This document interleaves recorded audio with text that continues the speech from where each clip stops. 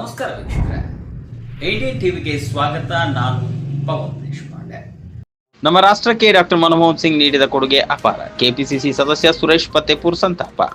ಬೆಳಗಾವಿ ಜಿಲ್ಲೆ ರಾಮದುರ್ಗ ಪಟ್ಟಣದ ಹುತಾತ್ಮ ವೃತ್ತ ಹತ್ತಿರ ಡಾಕ್ಟರ್ ಮನಮೋಹನ್ ಸಿಂಗ್ ಅವರ ಭಾವಚಿತ್ರಕ್ಕೆ ಪುಷ್ಪ ನಮನವನ್ನ ಸಲ್ಲಿಸಿ ರಾಮದುರ್ಗ ತಾಲೂಕು ಕಾಂಗ್ರೆಸ್ ಕಮಿಟಿ ಕೆಪಿಸಿಸಿ ಸದಸ್ಯ ಸುರೇಶ್ ಫತ್ತೇಪುರ್ ಸಂತಾಪವನ್ನು ಸೂಚಿಸಿ ಮಾತನಾಡಿದರು. ನಮ್ಮ ರಾಷ್ಟ್ರಕ್ಕೆ ಡಾಕ್ಟರ್ ಮನಮೋಹನ್ ಸಿಂಗ್ ನೀಡಿದ ಕೊಡುಗೆ ಅಪಾರ. ಡಾಕ್ಟರ್ ಮನಮೋಹನ್ ಸಿಂಗ್ ನೀಡಿದ ಕೊಡುಗೆಗಳನ್ನು ಭಾರತ ಎಂದೆಂದಿಗೂ ಮರೆಯಲ್ಲ ಎಂದು ಸಂತಾಪ ವ್ಯಕ್ತಪಡಿಸಿದರು. ಮಾಜಿ ಪ್ರಧಾನಿ ಡಾಕ್ಟರ್ ಮನಮೋಹನ್ ಸಿಂಗ್ ಅವರ ನಿಧನದ ಬಗ್ಗೆ ಸಂಸದರಾದ ಅವರ ನಿಷ್ಠೆ ಎಲ್ಲರಿಗೂ ಸ್ಫೂರ್ತಿಯಾಗಿದ್ದರು. ಪ್ರಮುಖ ಸಂದರ್ಭದಲ್ಲಿ ಅವರು ಗಾಲಿ ಕುರ್ಚಿಯಲ್ಲಿ ಸಂಸತ್ತಿಗೆ ಬರುತ್ತಿದ್ದರು ಮತ್ತು ಸಂಸದರಾಗಿ ತಮ್ಮ ಕರ್ತವ್ಯವನ್ನ ಮಾಡುತ್ತಿದ್ದರು. ಅವರು ಯಾವಾಗಲೂ ವಿವಿಧ ಪಕ್ಷಗಳ ನಾಯಕರೊಂದಿಗೆ ತಮ್ಮ ಸಂಬಂಧವನ್ನ ಉಳಿಸಿಕೊಂಡರು ಮತ್ತು ಎಲ್ಲರಿಗೂ ಯಾವಾಗಲೂ ಸಿಗುತ್ತಿದ್ದರು. ವಿವಿಧ ರಾಷ್ಟ್ರೀಯ ಮತ್ತು ಅಂತಾರಾಷ್ಟ್ರೀಯ ವಿಷಯಗಳ ಬಗ್ಗೆ ಚರ್ಚೆ ನಡೆಸುತ್ತಿದ್ದೆ. ನಾನು ನನ್ನ ಸಂತಾಪವನ್ನು ಸಲ್ಲಿಸುತ್ತೇನೆ ಮತ್ತು ದೇಶದ ಪ್ರತಿಯೊಬ್ಬ ನಾಗರಿಕನ ಪರವಾಗಿ ನಾನು ಡಾಕ್ಟರ್ ಮನಮೋಹನ್ ಸಿಂಗ್ ಅವರಿಗೆ ಗೌರವವನ್ನು ಸಲ್ಲಿಸುತ್ತೇನೆ ಎಂದು ಹೇಳಿದರು. ಡಾಕ್ಟರ್ ಮನಮೋಹನ್ ಸಿಂಗ್ ಅವರು 92ನೇ ವಯಸ್ಸಿನಲ್ಲಿ ವಿಧಿವಶರಾಗುತ್ತಾರಂತೆ ದುಃಖದಲ್ಲಿ ನಾವು ಹೇಳಬೇಕಾಗತ್ತೆ.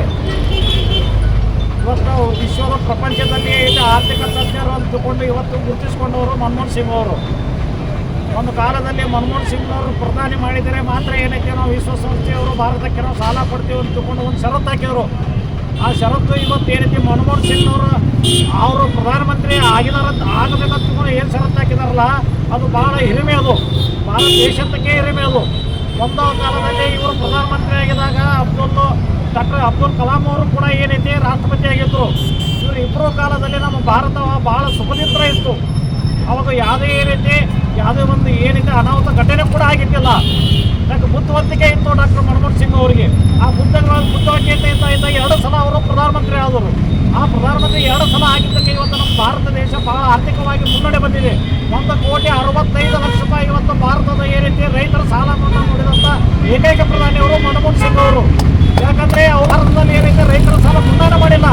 1,65,00,000 ಭಾರತ ದೇಶದಲ್ಲಿ ಪ್ರತಿಯೊಬ್ಬರು ರೈತರಿಗೆ ಮನೆಯ ತಲುಪಿದೆ. ಅದು ಇಂಥ ಏನೈತೆ ಭಾಳ ಆರ್ಥಿಕತೆಯವರು ಮನಮೋಹನ್ ಸಿಂಗ್ ಅವರು. ಇವತ್ತು ನಮ್ಮ ಭಾರತ ದೇಶ ಅವರು ಕಳ್ಕೊಂಡು ಭಾಳ ಏನೈತೆ ದುಃಖದಲ್ಲಿದೆ. ಇಂಥ ವ್ಯಕ್ತಿ ಇನ್ನೊಮ್ಮೆ ಭಾರತ ದೇಶದಾಗೆ ಇನ್ನೊಮ್ಮೆ ಹುಟ್ಟಿ ಬರಲಿ ಅಂತ ಅಂದ್ಕೊಂಡು ಏನೈತಿ ನಮ್ಮ ರಾಮದುರ್ಗ ಜನತೆಯಿಂದ, ನಮ್ಮ ರಾಮದುರ್ಗ ತಾಲೂಕು ಜನತೆಯಿಂದ ಎಲ್ಲರೂ ದೇವರಲ್ಲಿ ಬೇಡ್ಕೊಳ್ಳೋಣ.